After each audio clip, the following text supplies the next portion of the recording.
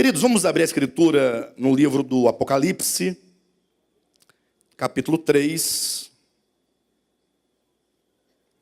Depois da série de mensagens que nós tivemos, falando ou revelando ou desvelando, desmascarando a obra das trevas, quanto à economia do maligno contra Deus e, sobretudo, contra o povo de Deus, em que nós falamos sobre o dragão, sobre o falso profeta e sobre o anticristo. Hoje nós queremos falar um pouco sobre nós, o nosso posicionamento frente a isto que nós temos visto, frente a isto que nós temos recebido. Eu chamo a atenção dos irmãos para a série anterior à última, foi a série acerca do reino de Deus. Eu até peço que os irmãos, em nome de Jesus, acessem lá a nossa página, nosso canal no YouTube, e assistam as 3 ministrações sobre o reino de Deus. E que os irmãos atentem para a última série que tivemos, a trilogia Dragão, Anticristo, Falso Profeta. Assistam também. E é baseado nessa reflexão, nessa relação, o reino de Deus e o império das trevas. E nós estamos como aqui no meio dessa batalha. Há uma batalha acontecendo.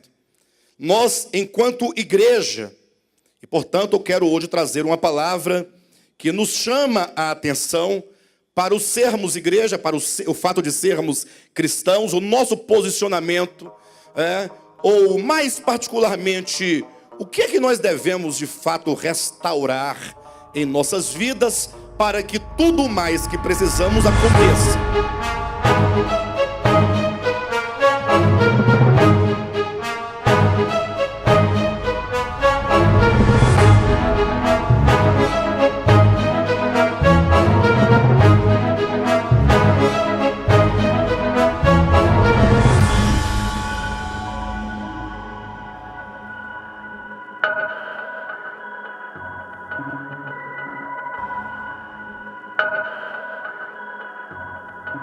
Os irmãos sabem que nós precisamos de experimentar muitas coisas espirituais, não é verdade? Ou seja, são vários os aspectos da nossa vida que precisam de ajuda, de ajustes, e de salvação, e de cura, e de libertação. Mas é preciso que nós entendamos que existe um caminho que vai nos permitir experimentarmos tudo isso. E aí, sobre isso eu quero falar hoje à noite para os irmãos, apontando essa questão que é fundamental para as nossas vidas. Então, Apocalipse capítulo 3, a partir do versículo 14 em diante. Do 14 até o 22. Diz assim o texto. Ao anjo da igreja em Laodiceia escreve: estas coisas diz o Amém, a testemunha fiel e verdadeira, o princípio da criação de Deus. Conheço as tuas obras, que nem és frio nem quente, quem dera fosses frio ou quente. Assim, porque és morno, e nem és quente nem frio, eu estou a ponto de vomitar-te da minha boca, pois dizes, estou rico e abastado, e não preciso de coisa alguma, e nem sabes que tu és infeliz, sim, miserável, pobre, cego e nu. Aconselho-te que de mim compres ouro refinado pelo fogo para te enriqueceres, vestiduras brancas para te vestires, a fim de que não seja manifesta a vergonha da tua nudez, e colírio para ungires os teus olhos, a fim de que vejas. Eu repreendo e disciplino a quantos amo, sê, pois, zeloso e arrepende-te. Eis que eu estou à porta e bato. Se alguém ouvir a minha voz e abrir a porta, entrarei em sua casa e cearei com ele e ele comigo. Ao vencedor, dar-lhe-ei sentar-se comigo no meu trono, assim como também eu venci e me assentei com meu Pai no seu trono. Quem tem ouvidos, ouça o que o Espírito diz às igrejas. Interessante porque essas cartas, nós lemos apenas a última, a carta à igreja em Laodiceia, é a última de 7 cartas, que começa no capítulo 2, Éfeso, Esmirna, Pérgamo, Tiatira, Sardes, Filadélfia e Laodiceia. Essas cartas são proferidas pelo próprio Jesus. É o Cristo de Deus glorificado que aparece em visão a João na ilha de Patmos. E ali ele fala, João escreve as cartas e envia às igrejas que estão na Ásia Menor, Éfeso, Esmirna e assim até Laodiceia. Então ela começa na voz do Filho, né? Como que diz, assim diz aquele que, aí Cristo se apresenta com algumas características peculiares, certamente se apresentando a si mesmo como solução para os problemas daquela igreja. E as cartas terminam dizendo, quem tem ouvidos ouça o que o Espírito diz às igrejas.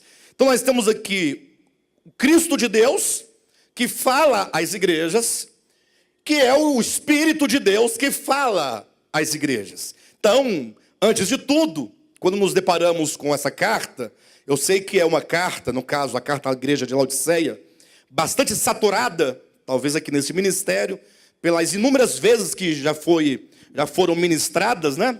Muitas mensagens ministradas sobre esse tema, mas de antemão, ouçamos o que essa carta diz, como quem ouve Cristo falar a nós, como quem ouve o Espírito Santo falar a nós.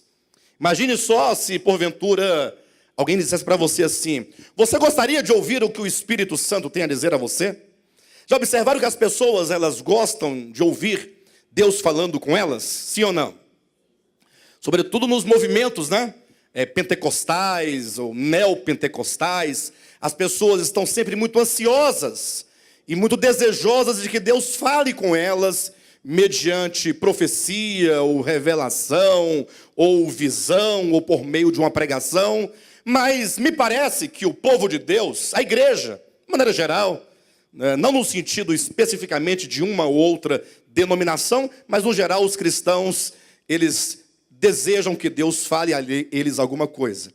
O problema é que nem sempre Deus nos fala aquilo que nós queremos ouvir. Porque geralmente nós queremos que Deus fale aquilo que nós queremos que Ele nos fale. Aí fica tipo aquela coisa combinada, sabe? Eu combino com Deus aquilo que eu quero ouvir, e Ele então se compromete comigo em falar exatamente aquilo que eu quero ouvir.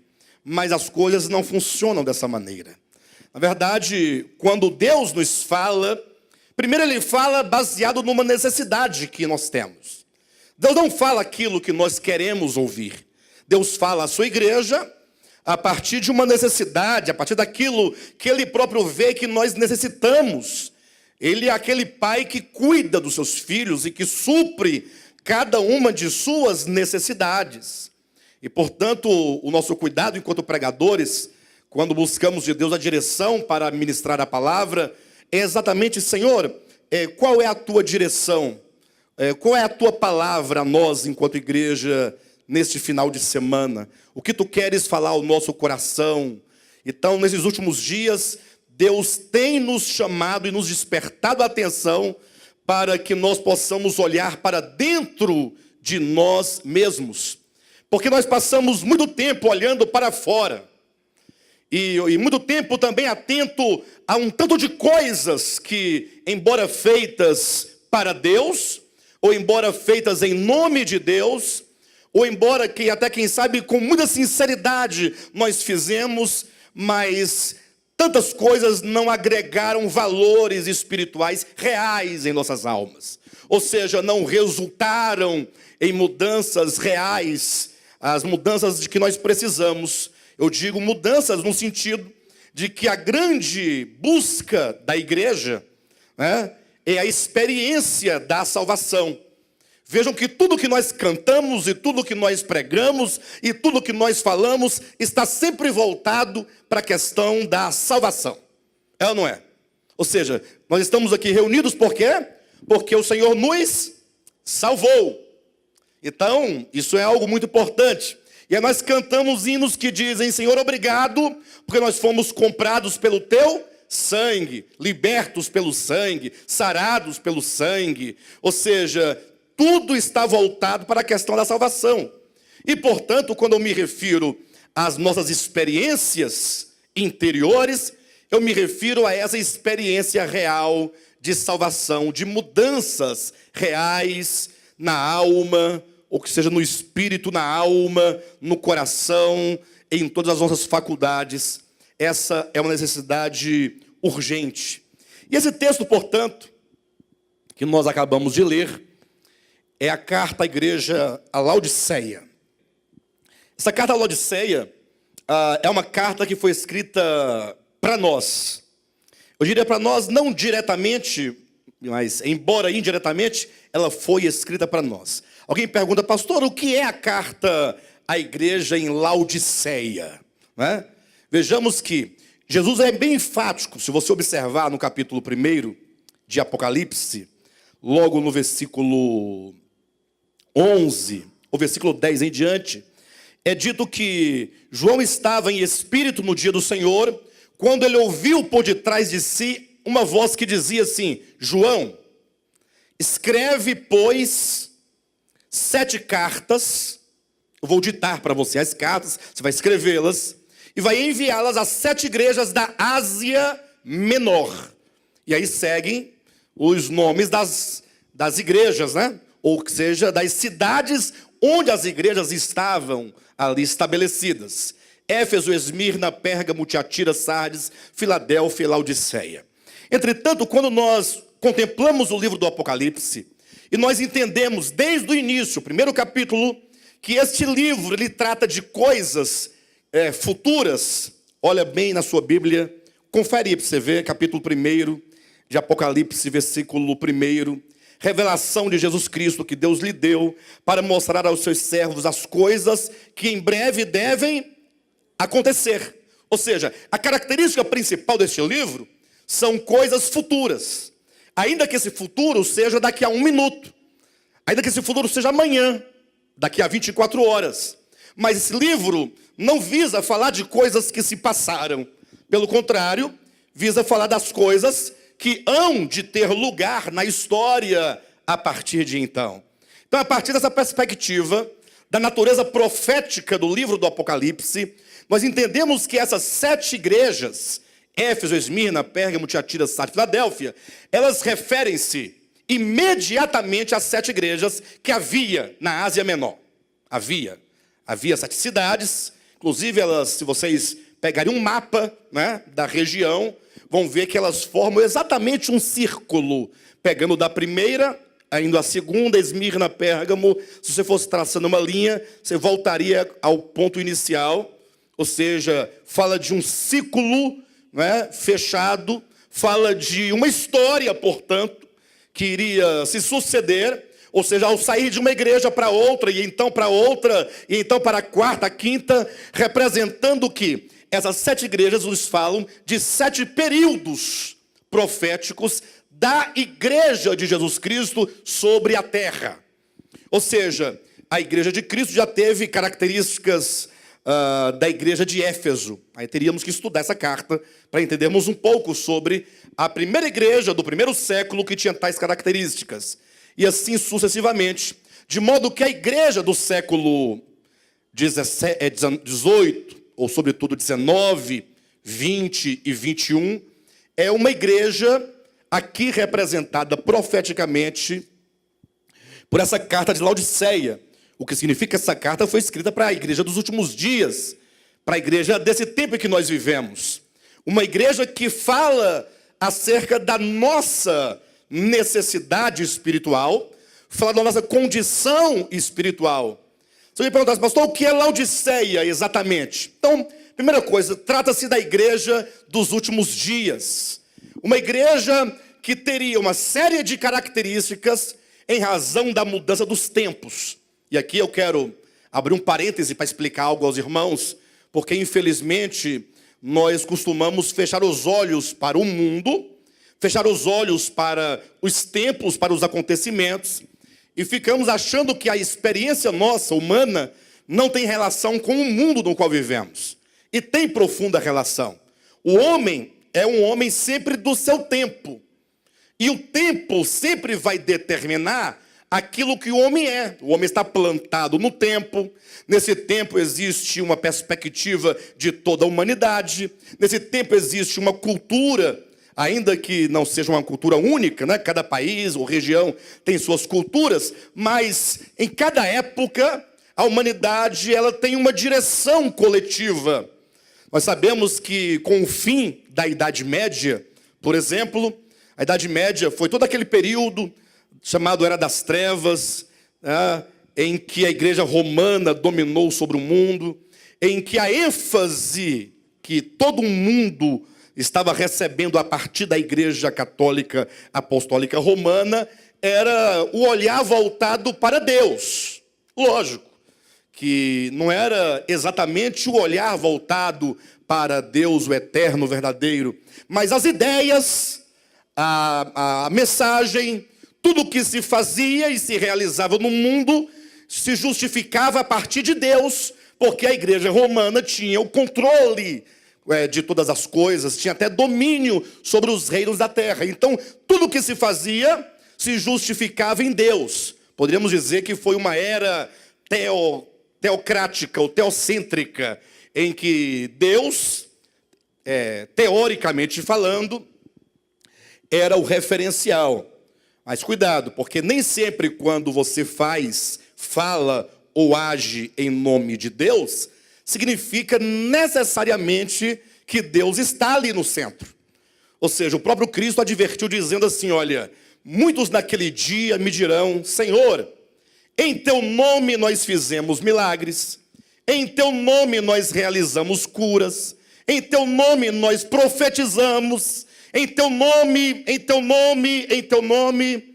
E Jesus então lhes responderá dizendo, apartai-vos de mim, vós os que praticais a iniquidade, porque eu nunca vos conheci. Mateus capítulo 7, versículos 21, 22 e 23. E portanto, quando eu digo que durante a era das trevas, da Idade Média, foi uma era em que tudo se justificava a partir de Deus, é porque a Igreja Católica Romana, agindo em nome de Deus, usava Deus como escudo, usava Deus como a justificativa. Então, matava-se milhares de pessoas, mas por que está matando assim? Não é porque está contra Deus e Deus está ofendido e Deus não se agrada, porque feriu a doutrina de Deus, porque está ofendendo a igreja de Deus, então se justificava em nome de Deus.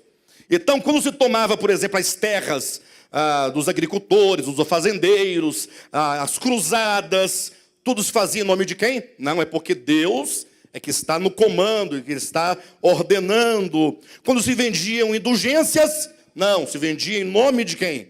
De Deus. Nesse sentido é que é dito que era uma era em que as pessoas estavam, de alguma forma, com o seu olhar e o seu coração voltados para Deus. E isso, de certo modo, no sentido individual, é muito positivo. Ter o coração e o olhar voltado para Deus. Agora, é negativo uma instituição dominar em nome de Deus, usar o nome de Deus e, mentindo em nome de Deus, fazer o povo errar. Isso é negativo.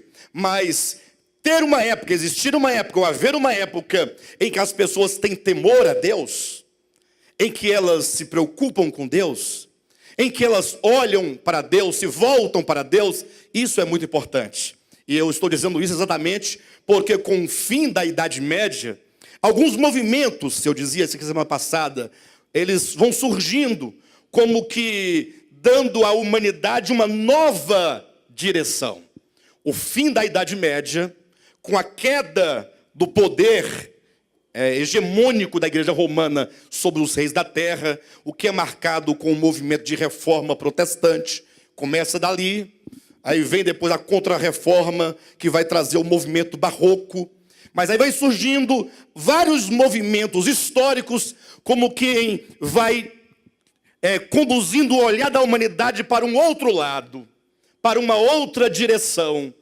Nós vamos encontrar o Renascimento, o Iluminismo, as revoluções, a francesa e a Revolução Industrial, e então o surgimento das muitas ciências.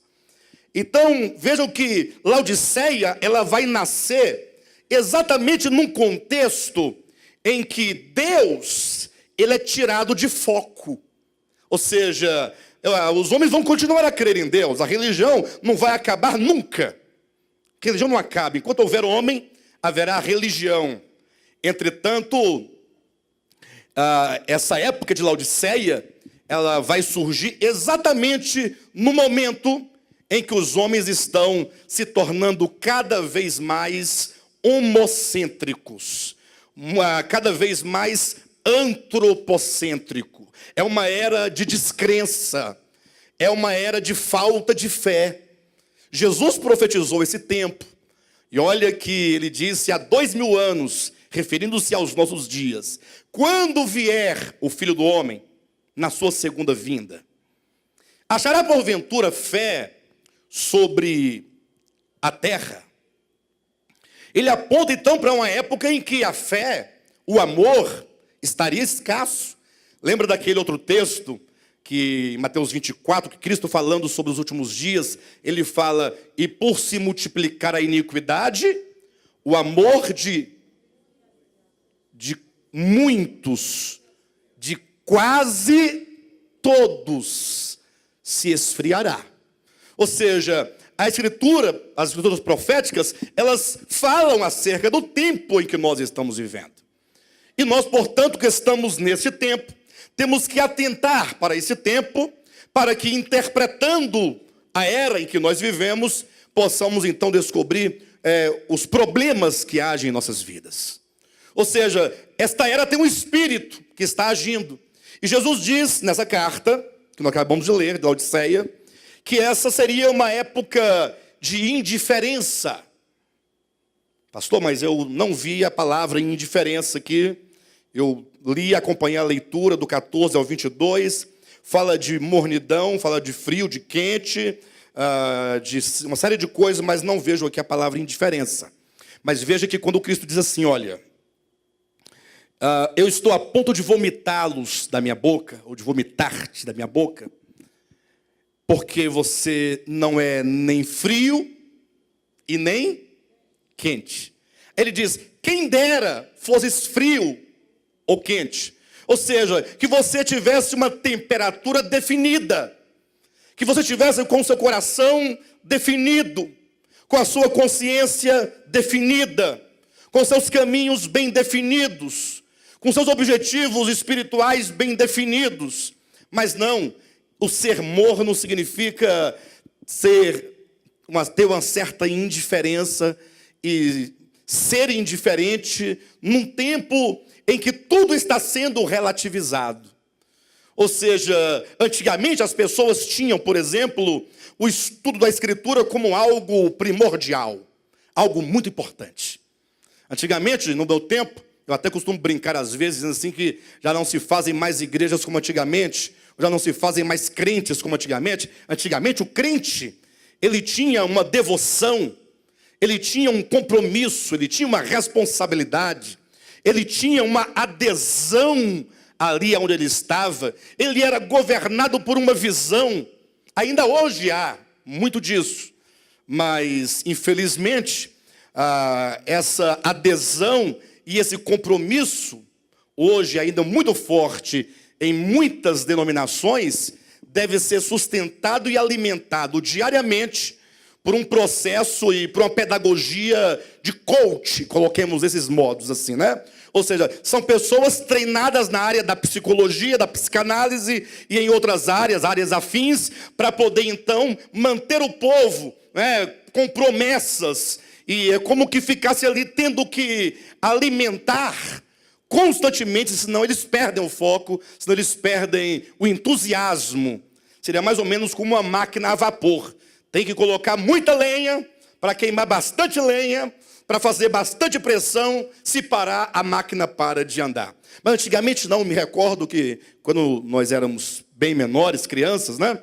Nós fazíamos porque acreditávamos no Evangelho. Nós não entendíamos muito do Evangelho, mas nós sabíamos o seguinte, que nós fomos salvos pelo sangue de Cristo. Isso nós sabíamos, com certeza. Não é, Renato? Não é isso? sou pastor há muitos anos, todo mundo sabia disso na igreja. Que nós fomos comprados pelo sangue, redimidos pelo sangue, que nós somos de Cristo e pertencemos a Ele, e que nós aguardávamos pela sua segunda vinda. Isso era algo muito certo, mas hoje em dia tudo é muito relativo, nós relativizamos muitas coisas. Hoje em dia tudo é outras coisas, mesmo as lícitas vão tomando o lugar, vão tomando a primazia em nossas vidas, em razão desse espírito de Laodiceia, que é dito que é morno, que é indiferente. E esta é a razão, e esta é a explicação, por que não há resultados palpáveis, tangíveis, reais, verdadeiros, no âmbito da experiência da salvação. Observa que sempre quando alguém fala de bênção para você, ou de experiência espiritual, ele vai falar assim, olha, tive uma experiência, o que foi?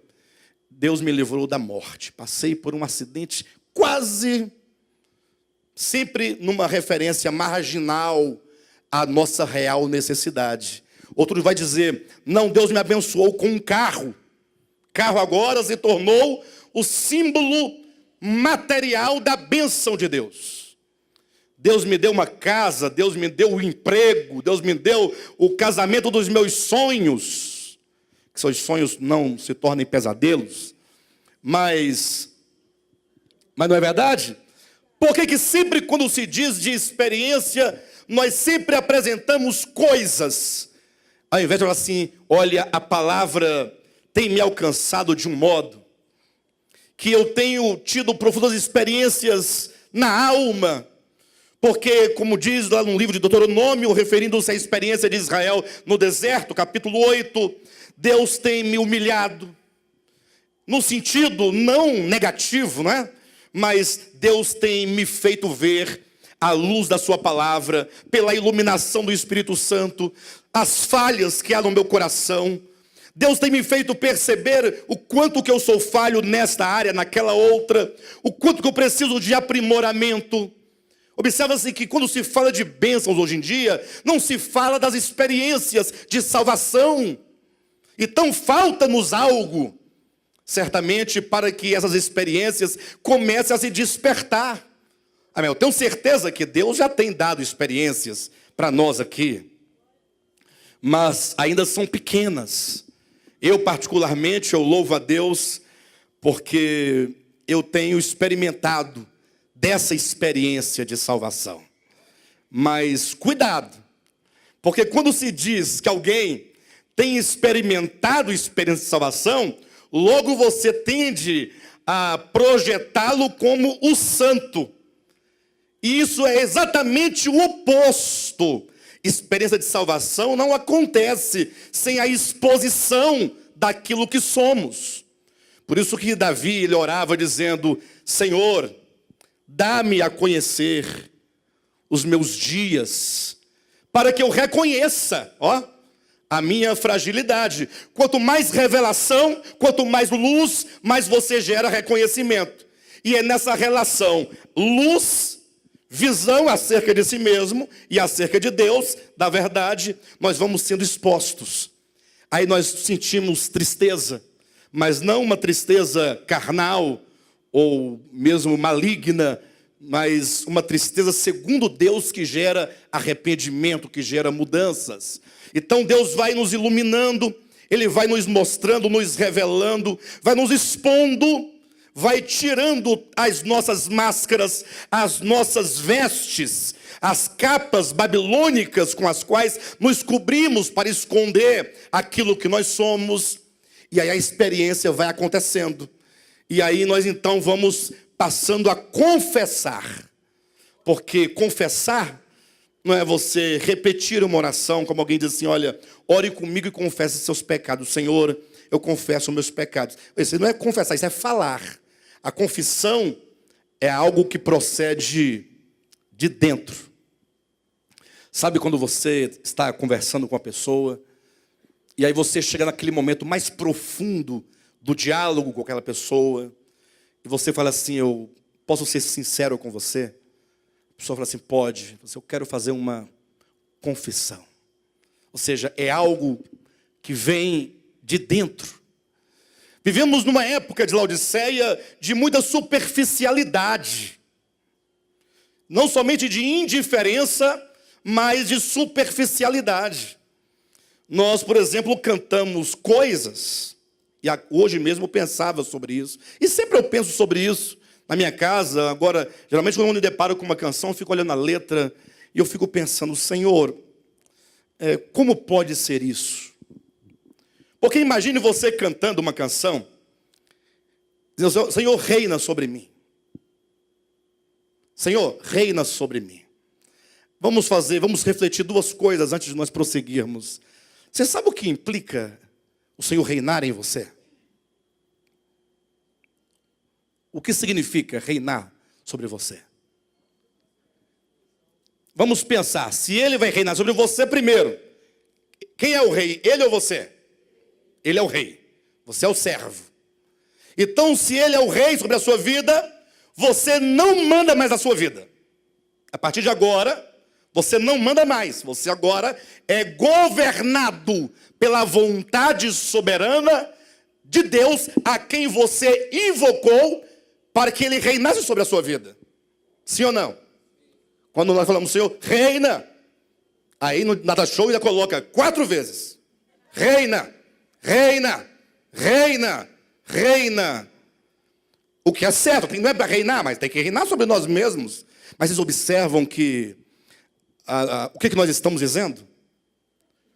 Você quer mesmo que Ele faça isso?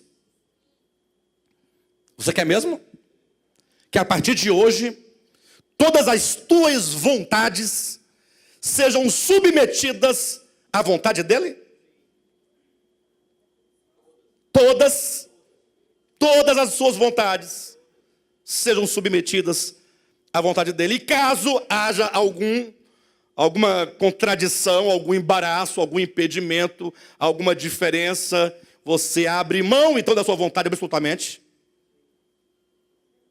Olha o que nós estamos dizendo. Aí o Jailson disse sim repetidamente, e eu acredito piamente no que ele está dizendo. Não duvido nada da sua vontade e desejo, da sua declaração. Agora é que vem a segunda reflexão. Bem, se nós queremos, Rosirene, você quer que Deus reine na sua vida. Eu sei disso. Pastor Renato quer, eu quero. Todos nós queremos. Não há nenhum cristão que não seja um crente genuíno, sincero na sua fé, que diga, não, eu não quero que Ele reine na minha vida. Não acredito nisso. Agora, poxa, se nós queremos, então, de duas uma, as nossas vontades já foram todas submetidas a Ele, e, portanto, não há nada mais a ser feito, o reino dele já está operando em nós, certo? Ou então, uma vez que nós queremos e invocamos nas nossas canções, quem não quer é Ele.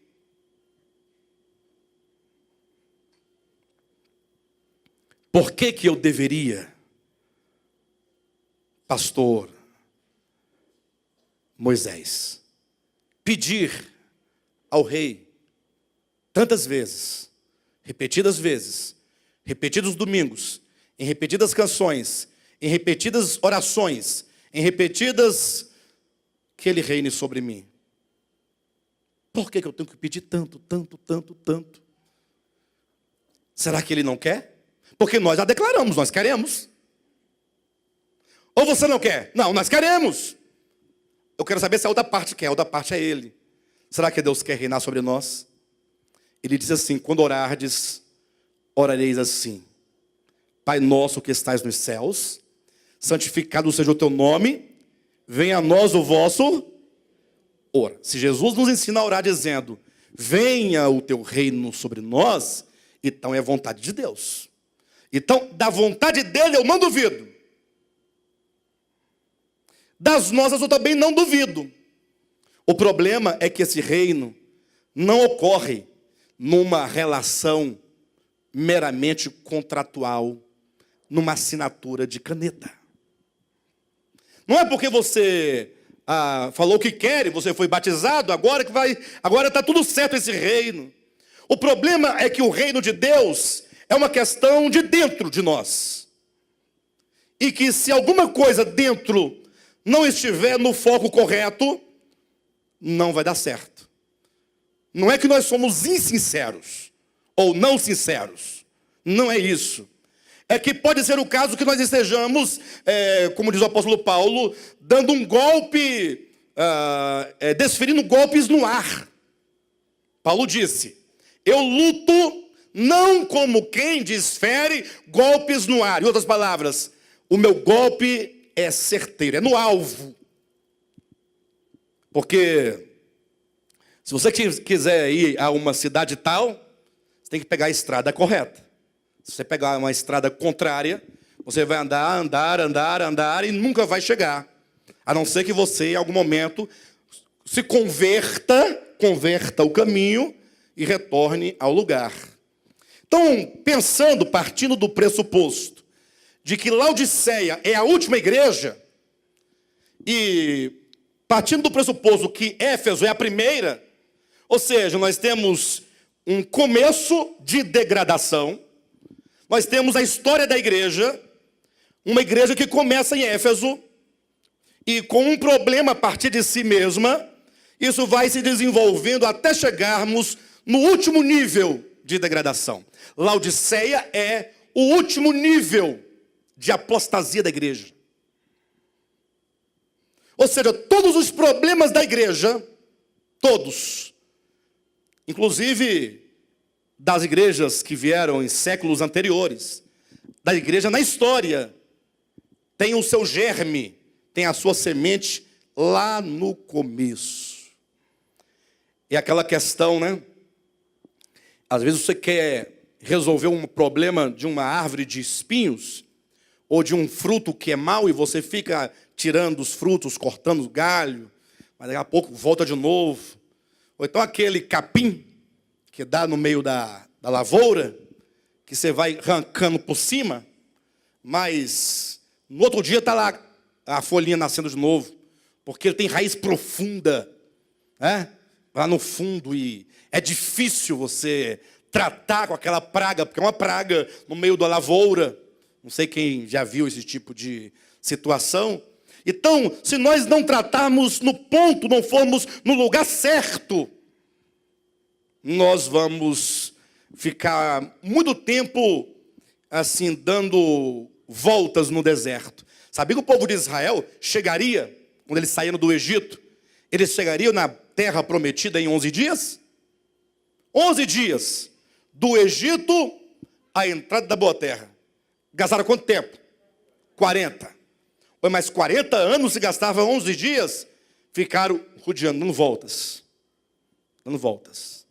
Ou seja, havia um adiamento do desfrute, em razão, porque o coração deles não estava na boa terra. Porque o coração deles estava no Egito. E aí, como os dons de Deus são irrevogáveis, e eles não podem retornar ao Egito, então ficavam ali no deserto, dando voltas. E às vezes nós ficamos assim, passa 1 ano, 2 anos, 5 anos, 10 anos. Crente, não desvia não, crente. Mas é aquela velha questão, né? O quanto que eu tenho mudado. Quando Moisés, no Salmo 90, disse: Senhor, ensina-me a contar os meus dias. Eu pergunto, Moisés não sabia contar? Quantos anos ele tinha? 1 ano, 2 anos, 3 anos. Ele não sabia contar 1, 2, 3, 4, 5, 6, 7, 8. Sabia ou não sabia? E por que ele está pedindo, ensina-me a contar os meus dias? Bem, pelo menos ele está dizendo, Senhor, ensina-me a valorizar cada dia, para que eu não perca nenhum dia de minha existência, sem que esse dia seja vivido para Ti. Essa é a ideia de Moisés. Ele viveu naquele tempo. Então, nós precisamos de recuperar onde tudo começou. Não tratando-se agora da queda do homem, mas tratando-se agora da apostasia da igreja, do afastamento da igreja. Eu sei que quando eu falo assim, muitos ficam sem entender, assim, apostasia da igreja. Eu não sabia que a igreja estava apostatada, não. Eu não sabia. Ou talvez outros digam, né? Será que ele está falando da igreja católica? Porque as evangélicas não tem ninguém apostatado. Está tudo certo. A apostasia é algo muito sério, porque acontece sorrateiramente. E acontece muitas vezes em nome de Jesus, em nome de Deus. É quando Jesus perde a centralidade e agora outras coisas ocupam o lugar. A carta de Laodiceia diz assim, olha, imagine Cristo dizendo a Laodiceia. Imagine só se ele aparecesse aqui agora, nesse momento, palpável, tangível, e dissesse assim, olha, conheço as tuas obras. Ele conhece. Que nem és frio nem quente, quem dera fosses frio ou quente. Assim, porque és morno e nem és quente nem frio, estou a ponto de vomitar-te da minha boca. Observa que ele está dizendo, ele está dando a explicação. Assim, porque és morno, porque você não é frio e porque você não é quente. Se você fosse frio, não te vomitaria. Se fosse quente, não te vomitaria. Mas porque és morno, o problema está nessa indiferença que gera a superficialidade, que gera o orgulho. Olha o que vai dizer, versículo 17. Pois dizes, e aqui começa uma descrição, uma revelação, um desmascaramento do nosso ser, do nosso coração. A igreja dos dias atuais é uma igreja que diz assim, olha, nós somos ricos e abastados e não precisamos de coisa alguma. Eu pergunto para a igreja, olhem para mim, em nome de Jesus, do que nós precisamos? Mas eu não me refiro a coisas materiais, não. Porque em termos materiais, a igreja, a instituição mais rica vai dizer que precisa. Você nunca vai ver uma instituição enorme, milionária ou bilionária, dizendo, irmãos, olha, parem de ofertar, porque nós já temos dinheiro demais da conta, dá para a gente viver até Jesus voltar, ainda sobra ainda para o reino milenar e até um pouquinho para a eternidade. Será que alguém falaria isso? Então não estou dizendo acerca de dinheiro, porque se falar de dinheiro, todo mundo vai dizer que precisa. Ninguém vai dizer, somos ricos e abastados. Abastados é quê? Nós estamos abastecidos e, portanto, não somos carentes de dinheiro. Não é de dinheiro que está falando. Aqui são coisas espirituais. É uma igreja que, no âmbito da sua necessidade espiritual, ela não consegue se enxergar. Ela diz de si mesma, sou rico e abastado e não preciso de coisa alguma. Eu pergunto, igreja, de que nós precisamos? Nós. Se alguém aqui essa noite pensa que não precisa de nada, ou que pensa assim, não é que eu não preciso de nada, sempre precisa, né? Mas relativamente falando, nós já temos o suficiente, né? Ou seja, nós estamos bem. Eu sei que não chegamos ainda onde precisamos chegar, mas estamos bem. Então, nós nos encaixamos aqui. Ou será que nós somos uma igreja e precisamos ser uma igreja? Não que nós precisamos ser uma igreja pobre, porque ser pobre, miserável e infeliz não é necessidade, é uma condição a qual Cristo repreende na carta. Mas nós precisamos de enxergar o que nós somos. Enxergar. O problema está na visão espiritual. Olha como diz o texto. Pois dizes, estou rico e abastado e não preciso de coisa alguma, e nem sabes, vocês não sabem. Ou seja, é preciso que haja uma revelação para que você saiba de algo. Saber o quê? Que és. Que és. Está na sua Bíblia isso? Não. E nem sabes que tu és infeliz, sim, miserável, pobre, cego e nu. E a prova de que essas coisas aqui não são materiais é o versículo 18. Aconselho-te que de mim compres. Ou seja, nós somos convidados a comprar o ouro para nos enriquecermos, para nos tirar da nossa miséria. Somos convidados a comprar dele, de Jesus, vestes para cobrir a nossa nudez. E somos convidados a comprar de Cristo colírio para ungir os nossos olhos, a fim de que nós vejamos. Então, se ele disse, compres de mim, significa que essas coisas que nos faltam, essas coisas das quais confessamos, ou as coisas que nós não precisamos delas, são coisas espirituais. Nós precisamos de recuperar essa vida cristã conforme a vontade de Deus. Mas como?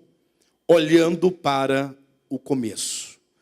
O começo está em Éfeso, na igreja de Éfeso, na carta à igreja em Éfeso. Apocalipse capítulo 2, versículo 4. O Senhor diz o que acontece nessa igreja. E se este ponto não for resolvido, nenhum outro se resolverá. Pastor Renato, que tem muitos anos de pastoreio, e talvez o pastor Moisés também, Josué também tem bastante tempo, outros pastores que estejam aqui, porventura, podem dar o seu testemunho. Alguns de vocês, até vocês que não são pastores, não importa, quem já acompanhou um processo de divórcio de um casamento falido? Processo de divórcio de um casamento falido. Ou seja, o casamento não chegou ao divórcio porque o divórcio é um longo processo. É muita luta até assinar, até averbar a certidão de casamento averbada com divórcio. É um processo, não é um processo? Mas quando chega aquele ponto, mas e antes de chegar naquele ponto? O casamento falido, acabado. Chegou ao divórcio porque estava falido, tinha acabado. Não tinha jeito. E aí você tentou de todo jeito. Orou, repreendendo os demônios da casa. Está cheio de demônio, os demônios estão aqui dentro e está causando briga entre o casal. Então, tira os demônios. Orou, tirou o demônio. Então, graças a Deus, ufa, pronto, mais um casamento restaurado. 2 dias depois, corre, pastor, corre, socorro, pelo amor de Deus, está acabando tudo, aí divorciar. Pastor, corre. Não é demônio, o demônio já foi embora. Agora é o quê? Agora é falta de campanha. Aí faz a campanha. Aí, agora resolvido. Mais um pouquinho, lá vem o pastor correndo de volta. Agora ele está falido. Tudo que você fizer, não se resolve. Porque o elemento primordial não tem. Porque quando tem um elemento primordial, tudo se resolve. Quando não tem um elemento primordial, nada resolve. Depois de passar por todas as instâncias e todas as situações, aí o pastor fala assim, para mim aqui chega. Aí quando o pastor fala, ufa, eu esgotei tudo que tinha para fazer, ele fala assim, eu aconselho uma terapia de casal. Procura aí um terapeuta, um profissional, porque eu já fui demônio, já orei, já gritei, já fui para um monte, já taquei água benta, já deu dízimo dobrado, fiz tudo. Agora terapia, aí vai num terapeuta, vai, no final, infelizmente não deu. Eu pergunto, por quê? Faltava o elemento primordial. Sem ele, não adianta. Tudo que nós fizermos na nossa relação espiritual com Cristo, nós enquanto igreja, sua noiva, em relação a Ele, o nosso noivo, tudo que nós fizermos para resolver os problemas de relacionamento com Deus, o que reflete diretamente no relacionamento com o nosso próximo, não vai resolver se o elemento fundante do casamento, se o elemento primordial, sustentador, basal, faltar. Capítulo 2 de Apocalipse, versículo 4. Tenho, porém, contra ti, que abandonaste o teu primeiro amor. Aqui está a semente de toda a apostasia da igreja. Se você olhar para a igreja enquanto noiva de Cristo, isso aí ninguém tem dúvida. A Escritura está repleta de citações da igreja enquanto noiva de Cristo, enquanto esposa do Cordeiro. Agora imagine que essa igreja, neste aguardo pelo regresso do seu noivo para as bodas do casamento, ela não perde o primeiro amor. Porque se ela tivesse perdido, ela poderia argumentar dizendo, olha, puxa vida, foi um lapso, né? Eu acabei perdendo, eu deixei ali, mas quando eu olhei já não estava mais. Alguém me furtou, eu não vi o momento, eu não sei onde eu deixei. Não, aqui diz, tenho um porém contra ti, que abandonaste. Foi abandonado, foi largado, foi trocado por outra coisa. Outras coisas substituíram na nossa relação com o Senhor o amor. Porque o amor, ele é tão simples. O amor é admiração, é desejo, é vontade de estar perto de manhã, de tarde, de noite. É emoção. Quem ama se emociona. Quem não se emociona, né? O amor emociona. O amor, ele é visceral, né? Ele nos faz estremecer. Pra vocês terem uma ideia, veja a declaração de amor. Abra sua Bíblia no Salmo de número 63. Olha a declaração do salmista, falando acerca do que ele sentia pelo Criador. Salmo 63. Salmo de Davi. Davi estava no deserto. E aí ele começa a dizer assim para Deus. E olha para mim agora, por gentileza, aqui, Davi. Gente, Davi não foi fácil. Davi não foi fácil. Quem conheceu o irmão Davi? Aquele que matou Golias com aquela pedrada. Quem conheceu Davi? Eu conheci, lendo a história dele. Davi era como você, mesma coisa. Davi fosse um pouquinho pior do que você. Davi tinha uns problemas meio graves. Davi era terrível. Queridos, Davi, esse salmo aqui é de Davi, eu vou lê-lo daqui a pouquinho. Davi era um camarada assim, ó, sabe? Quando tinha guerra em Israel, ele não gostava de ir para a guerra. Sabiam disso? Ele mandava lá os oficiais, e mandava os exércitos, mas ele mesmo ficava em casa, em plena tarde, ó, tirando aquele soninho da tarde.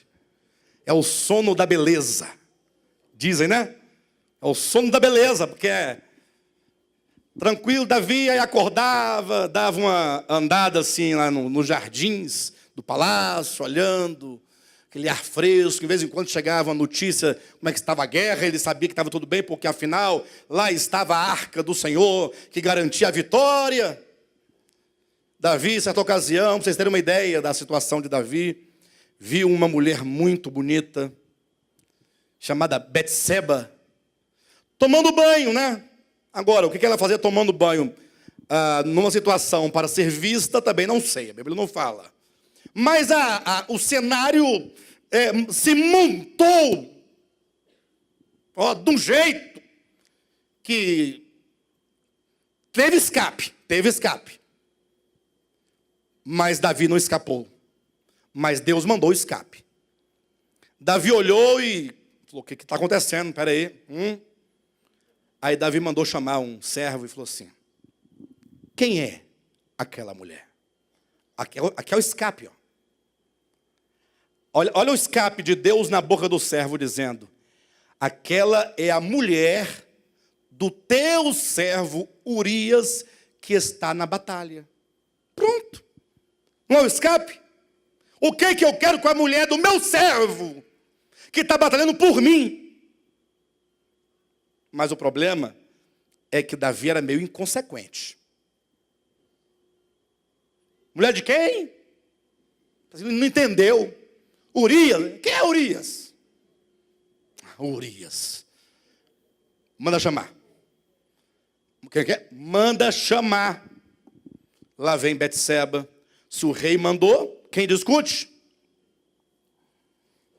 Eu também não vou dizer que ela também não estava interessada no rei, né? Porque afinal estava tomando banho, voltada para o jardim do rei. Provavelmente o rei poderia vê-la. Sim ou não? Enfim, Davi cometeu adultério com Betseba. Esse é Davi. O irmão Davi, hoje, em qualquer uma das igrejas, estaria excluído. Talvez não, porque ele era o rei, né? Se ele for o dono da igreja, aí, mas, por todos os efeitos, eu quero que vocês entendam a relação. Quem era Davi? Mas a história da Davi não para por aí. A mulher não ficou grávida. E o problema não é ficar grávida, o problema é que como é que a mulher fica grávida se o marido está há 6 meses na guerra? Puxa vida, porque se o marido estivesse em casa, não, é a cara de Davi, mas é mera coincidência. Ninguém vai imaginar isso do rei Davi. Hein? Não é não? Mas o pior é que o homem não está em casa, está na guerra. Aí, ou seja, no final das contas, a mulher vai acabar entregando quem é o pai do menino. Não vai ter jeito. Aí Davi é esperto, inteligente. Ele gostava de resolver os problemas espirituais dele assim, dando o seu jeito. Aí teve uma ideia brilhante. Manda chamar Urias, coitado, está lá cansado. Tempo que não vê a mulher. Fala para ele vir descansar uns 3, 4 dias na casa dele, porque aí é o caso que eles vão ter as coisas. 3 ou 4 dias em casa, não vai não? 6 meses separado. Aí vem em casa, tomou um banho, tomou uns 2 copinhos de vinho. Aqui os copos do povo de Israel eram umas taças desse tamanho. Cada tagalada era tuf. Já virava os olhos, já ficava meio, né? Imagina. Mandou chamar Urias. Aí o rei mandou chamar Urias. A Urias chega, sim, senhor rei, pois não, qual é a ordem? Não, porque você está cansado, você está na guerra, vai descansar, entra na sua casa, toma seu banho, deite-se com sua mulher, fique pelo menos uma semana aí em casa descansando, depois você volta para a guerra.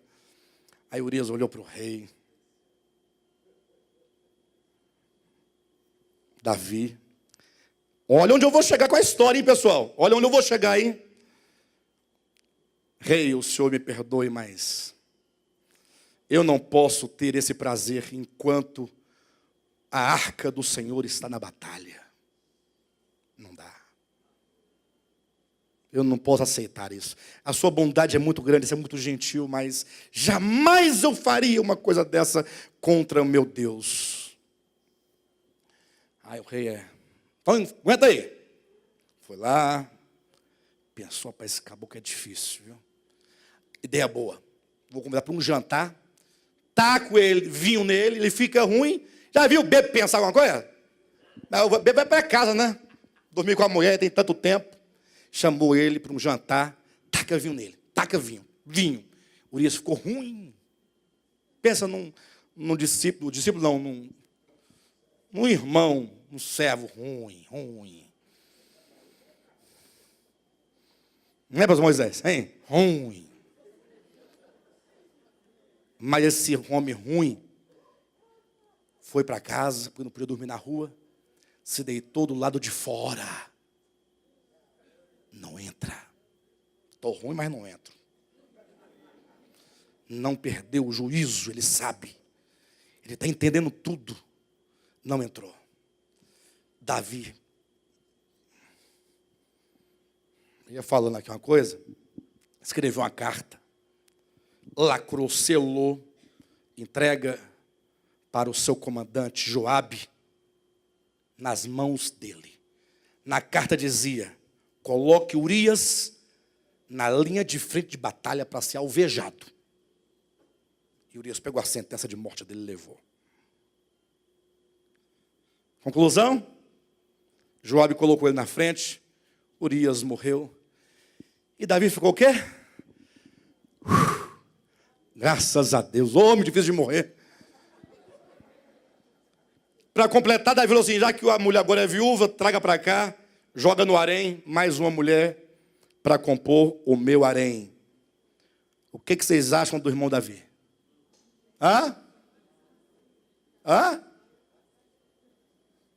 Eu quero 3 sentenças diferentes que nós daríamos para ele. Pilantra, Quem gostou dessa palavra? Pilantra. Deixa eu ver a mão de quem gostou. Pô, irmão, não tenha medo de levantar a mão. Aqui não tem esse negócio aqui, não. O João gostou? Pilantra. Palavra boa? Outra coisa aí. Assassino? Tem mais coisa aí em volta, né? Eu acho que o pilantra envolve tudo, né? Porque o assassino também, ele é um assassino. Tá bom? Tem outra aí? Mau caráter. Vocês estão doidos de falar umas palavras, vocês estão na igreja, né? Em igreja não pode falar nada, né? Safado. Caba sem vergonha. Filho de Jezabel. Seu filho de Jezabel. Bem, mas não importa. Por incrível que pareça, nos é dito acerca deste homem que ele era um homem segundo o coração de Deus. Pode? Pode? Esse aí, segundo o coração de Deus, ele adulterou. Ele mandou matar, ou melhor, antes, agiu com astúcia, engano, com dolo, mas não teve êxito, aí foi para o homicídio. Segundo o coração de Deus, olhem para mim, aqui dentro, ó, tem tudo isso. Quem age com dolo, quem adultera. Jesus disse, aquele que olhar para uma mulher com intenção impura no seu coração, já adulterou com ela. Levanta a mão quem nunca adulterou aqui, os homens. Nunca adulterou, deixa eu ver.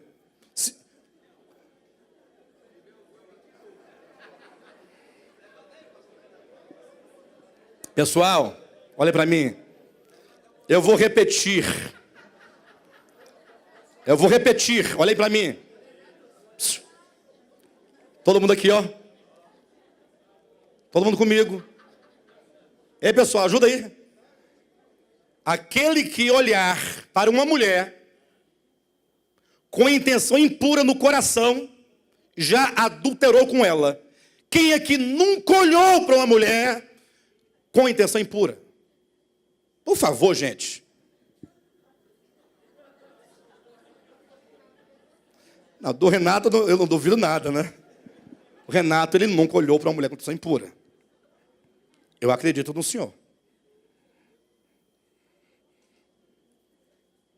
Acredito. Que bom. Agora, afora o Renato, tem outro. O Renato é rosa, alvo, olhos. Ele é doido de falar. Mas essa pergunta é retórica. Não se constranja a responder que sim nem que não. Quem é o louco? A mulher do lado está aqui com o cotovelo aqui, ó. Né? O irmão está sentindo o cotovelo da irmã bem aqui na costela. Enfim. Mas quem aqui nunca praticou dolo? Dolo é um engano que você, no seu coração, você projeta, você arquiteta no coração um engodo, um engano. Até nas coisas lícitas se pratica dolo. Às vezes você quer uma coisa boa da pessoa.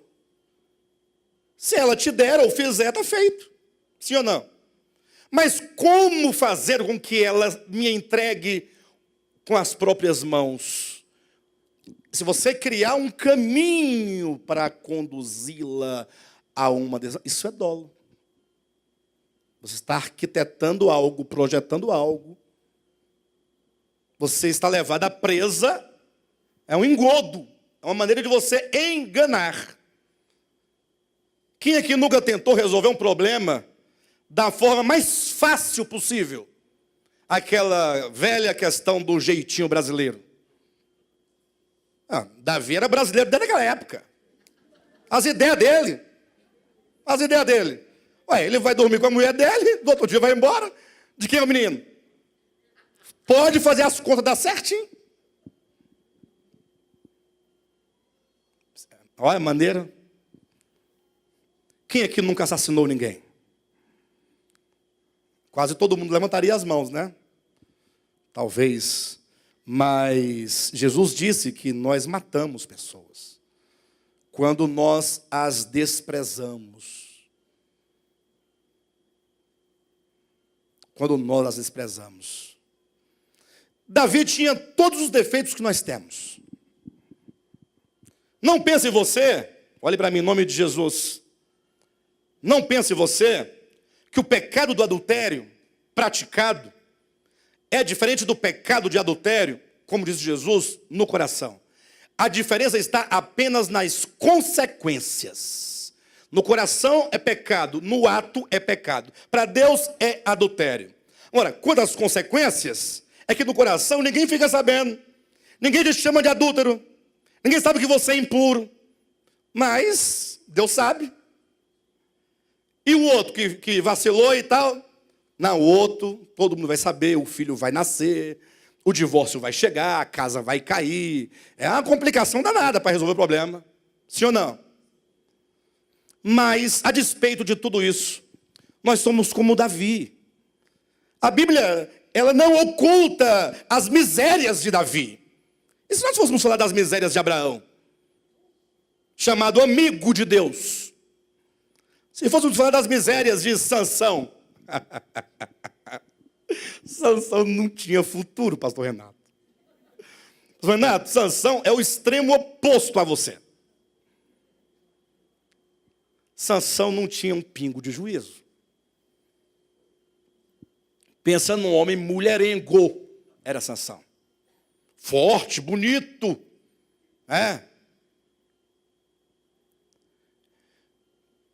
A Bíblia não esconde as eivas, as frestas no caráter de Davi.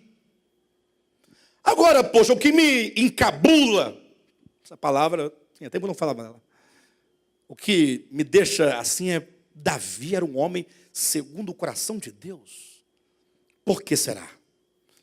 Porque ele tinha o elemento fundamental, que certamente o levou, ao longo da sua vida, a experiências cada vez mais profundas de salvação. Porque se ele não tivesse esse elemento fundamental, nós vimos em Éfeso, porque abandonaste o teu primeiro amor, misericórdia, 9 horas. Porque abandonaste o primeiro amor. Então, o amor é o fundamento de tudo. É daí que começa. Olha a oração de Davi, Salmo de número 63. Olha como ele amava o Senhor. Ó Deus. Ele não estava na igreja não, queridos. Ele estava no deserto, viu? Porque na igreja nós somos obrigados a orar bonito. Ó, o povo está ouvindo. Convidar aqui o Jair a fazer uma oração final. Aí vem o Jair. Meu Deus e meu Pai. Está todo mundo olhando, ouvindo. Aí, lá vai ele procurar as melhores palavras, né? Para proferir. Fazer aquela... Para que todos digam assim, como você... Aí eu sou loquaz. Fica todo cheio, todo... Mas Davi estava num deserto. Não tinha ninguém ouvindo ele. Ninguém estava ouvindo Davi. Um deserto. Coitado. E ele também estava com uma sede muito grande, aquele calor ardente. E ele olhava para aquela areia quente do deserto. Tudo estralando. E aí ele começa a dizer, ó Deus, Tu és o meu Deus forte. Eu te busco ansiosamente. Tem uma versão aí que diz que eu te busco de madrugada. Não tem? Alguma versão? Tem ali? Por que ansiosamente ou de madrugada? Ele quer dizer que mesmo de noite, que é hora de dormir, ele quer se despertar para buscar. Ele quer ter essa comunhão. Não quer dizer que seja 3 da manhã, é a ânsia, o desejo. A minha alma tem sede de ti, meu corpo te almeja, como terra árida, exausta, sem água. Assim eu te contemplo no santuário, para ver a tua força e a tua glória. Aí eu pergunto para vocês, por que será que ele tinha essa ânsia, esse desejo, esse amor, essa necessidade? Por que ele queria tanto a Deus? Porque, a despeito das suas eivas, das eivas do seu caráter, da sua pessoa, porque como homem que ele era, não podia deixar de ser diferente. Você não poderia ser diferente do que você é. Agora você poderá ser diferente do que você é pela salvação de Cristo na sua vida. Não poderia ser diferente porque você nasceu do pecado e em pecado. Ou melhor dizendo, você nasceu já de Adão, herdando a consciência caída de Adão. Então, fatalmente, você não tinha como ser um santo. Agora, isso pode mudar. Ou não pode mudar? Eu pergunto, por que Davi tinha essa ânsia, esse desejo por Deus? O que era? Versículo 4 ou 3. Porque a tua graça é melhor do que a vida. Em outras palavras, graça para Davi não era uma doutrina. O século 21, igreja de Laodiceia, é uma época de igrejas de doutrinas, de esquemas, de métodos. Pastor, qual é o melhor método para a nossa igreja crescer? Mas simples. Josué, reúna os obreiros para nós aí, vamos. Todo mundo, todos, não quero um obreiro de fora. Tá certo, pastor Josué? Isso é uma ordem, tá? Vamos todo mundo fazer um curso de coach. Todo mundo. É um método. Porque aí nós vamos poder utilizar de ferramentas que, embora lícitas, não são as armas espirituais com as quais se deve lutar.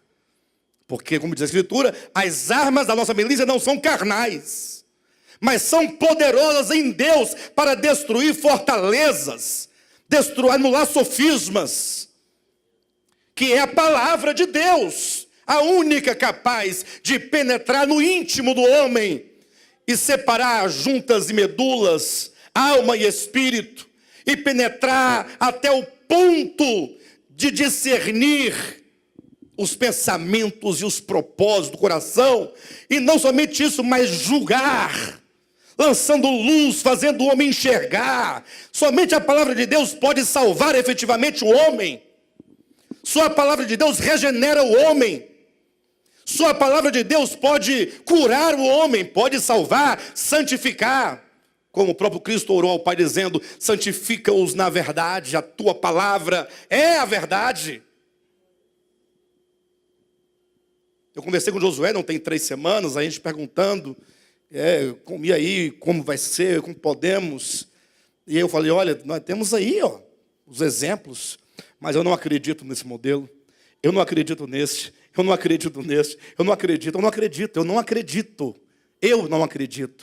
em qualquer coisa que não seja o poder de Deus, a palavra de Deus para salvar e libertar o homem. Eu não creio. Se, pois, o Filho vos libertar. Antes disso, esse é o versículo 36 de João 8. Antes do 36 tem um 32, né?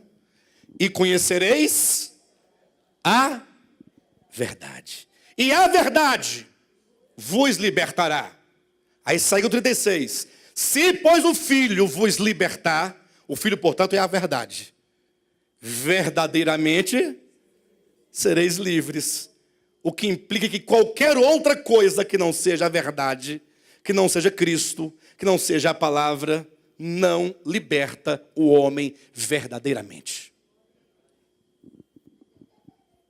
Então está aqui, Davi, ele entendeu.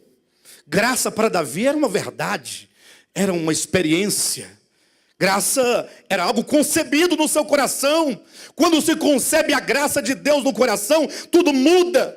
Agora quando você compreende a Deus, quando você entende o quanto Ele nos amou, se você compreender o amor de Deus, como Paulo vai dizer em 2 Coríntios, capítulo 5, versículo 14, ele diz, olha, o amor de Cristo nos constrange. Por que Paulo era tão assim, ávido, tão incisivo, tão constante, tão imperativo? Ele era tão generoso na obra de Deus. Por quê? Por que Paulo era assim, por qual motivo? Ele diz, o amor de Cristo nos constrange. Ó, ele era constrangido, não era obrigado, ele não era empurrado, ele não era ameaçado, ele não era engodado, não tinha um engodo. Tem crente que só vai pelo engodo. Só vai pelo engodo. O pastor coloca um engodozinho. Sabe o que é engodo? Quando você coloca, por exemplo, um pedacinho de queijo na ratoeira, isso é um engodo. O queijo é o engodo. Você quer matar o rato. Esse desgraçado, esse rato. Eu vou matar. Mas como ele é ligeiro, ele se esconde nos buracos, ele entra, não consigo. Não, eu vou dizer para ele que eu vou colocar aqui o almocinho dele. Olha, aí vai sorrindo, colocar o almocinho do rato, o almocinho do rato. E eu de lá olhando. Aí você coloca o queijinho, aí o bicho é lerdo. Ai, meu almocinho chegou, lá vai ele comer o almocinho dele. Aí, isso é engodo. Tem crente que só vai no engodo. O pastor tem que mentir, prometer, falar que vai acontecer. Aí a pessoa fica sempre no engodo, na expectativa. E o pastor arrancando a lã, o couro, a gordura. E a ovelha gosta. Só vai no empurrão, só vai no engodo, só vai na ameaça. Cuidado com o diabo, porque o diabo, ele anda furioso ao derredor, procurando alguém para tragar. E nesta noite eu estou vendo que tem um espírito de morte aqui dentro. Aí o povo, está amarrado em nome de Jesus. Só vai no medo, na barganha. Quem aqui quer comprar uma fazenda até o final do ano? Fazendinha pequena com 10 mil cabeças de gado para começar, gado Nelore. Deixa eu ver as mãos. Até o final do ano, só vocês dois, ninguém quer mais? Mas ninguém quer, mas vocês não estão entendendo, tá bom. Quem quer comprar o apartamento dos sonhos até o final do ano? Vocês são ruins de negócio. Vocês não gostam de apartamento do sonho? A casa própria não quer? O carro próprio não quer? Você quer casar com um fazendeiro? Atenção, pessoal, eu vou me encerrar agora. Tudo bem que você pode desejar, não é pecado. Quem quer passar no concurso do ano, o concurso aquele que você está procurando? No MP, na PF, quem quer? Levanta a mão, deixa eu ver. Maravilha. Aí o pastor fala assim, olha, para você ganhar esse 1 milhão, você tem que trazer uma oferta de pelo menos 10 mil reais. Poxa, afinal de 1 milhão para 10 mil, não tá bom não? Aí lá vai o indivíduo, vai lá pegar, assinar o cheque de 10 mil, ó. Pastor, mas eu estou fazendo para a igreja, é para o Senhor, por amor. Então você não quer nada em troca? Nada, nada, nada? Não? Então você deu o cheque, orando ao Senhor, isso aqui não é trocado. Eu não estou te pedindo nada. E não quero nada. Agora, essa onda de ficar, dá tanto para ganhar tanto, faz isso para ganhar aquilo. Porque no mês passado eu dei meu carro para não sei para quem, nesse mês eu já me dei um jatinho. Isso não gera no coração da pessoa de querer fazer o mesmo? Que tal se nós mudarmos isso e começarmos a fazer como João, da Escritura? Ele estava ali, o Cristo crucificado, o sangue caindo. Diz a Escritura em João 19, João estava ao pé da cruz. Por quê que ele estava ao pé da cruz? João ao pé da cruz, soldado batendo, cuspindo, xingando, o céu se estremecendo, o negócio pegando fogo, e João aqui, ó, do lado de Jesus. Do lado.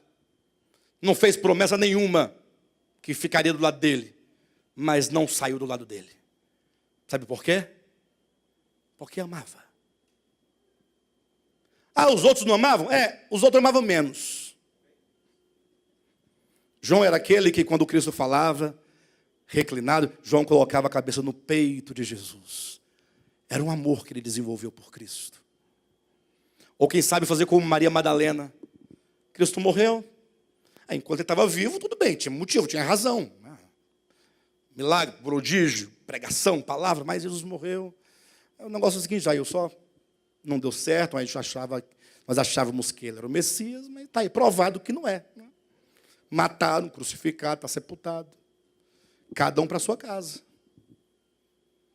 Lógico que 7 discípulos ficaram ali, conversando, pensando, resmungando, falando, pois é, e nós pensávamos que ele era o Messias, mas tá bom. Mas tinha uma discípula. Aquela de quem é dito, ela tinha só 7 demônios. Era uma falange, pastor Josué. Mas quem quer saber de endemoniada? Mas aquela que tinha 7 demônios, o que tivera, né? A que tivera 7 demônios, porque foi liberta, estava lá no túmulo, procurando, olhando, não via nada. Mas daqui eu não saio. Uma hora eu acho. Uma hora eu descubro quem levou, eu encontro um rastro. Eu vou atrás do meu Senhor, do meu Salvador, não interessa. Mas ele morreu, mulher, sai daí, não interessa. Você não entende quando se trata de amor. Daqui a pouco, lá vem Jesus, ressuscitado, e pergunta para ela, o que você está procurando? E ela responde, não, é porque levaram, o meu Senhor, e eu não sei onde o puseram. Tanta gente que seguiu a Jesus, a Bíblia não fala de multidão, fala plural, multidões. Quantas pessoas não foram curadas, libertas, abençoadas, comeram pão, peixe, mas só uma sentia um intenso amor por ele. Só uma. Aí foi quando Jesus falou, Maria, chamou pelo nome. Aí ela reconheceu a voz. O que ela fez? Saiu correndo para avisar as outras. Foi? Não. As outras estão lá, agarrou-se aos pés de Cristo e falou assim, agora nunca mais ninguém te tira de mim. Nunca mais. Agarrada. Vai ficar aqui. Não sai daqui. E Jesus disse, Maria, é porque eu tenho que voltar ao Pai. É coisa rápida. Já já eu estou de volta. Faz o seguinte, me larga. Ele sabia que ele não dava conta de sair dali. Não dá, não tem jeito. A mulher agarrou aqui, como é que ele vai? Agarrou pelos pés. Mas faz o seguinte, vai lá e diga aos meus discípulos, e a Pedro também, que eu ressuscitei, estou vivo, e que eles me esperem lá na Galileia, que eu vou me encontrar com eles lá. Mas, Maria, eu preciso me apresentar ao meu Pai. Mas você vai voltar, né? Então tá bom.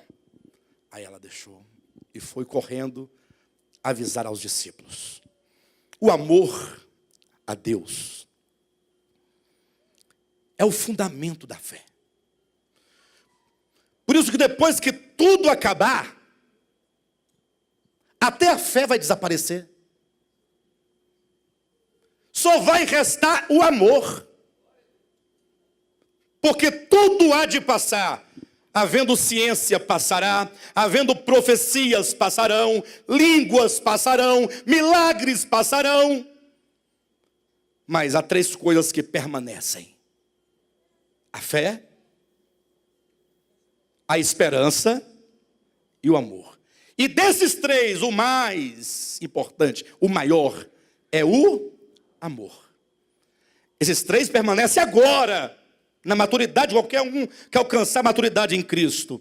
Mas quando Cristo voltar, a fé vai se tornar realidade. A fé vai se tornar dispensável, porque você não precisa de fé quando se vê, quando se toca. Fé é a certeza daquilo que não se vê. Quando você já estiver no plano espiritual, você vai precisar de fé? E esperança não é aquilo que se espera?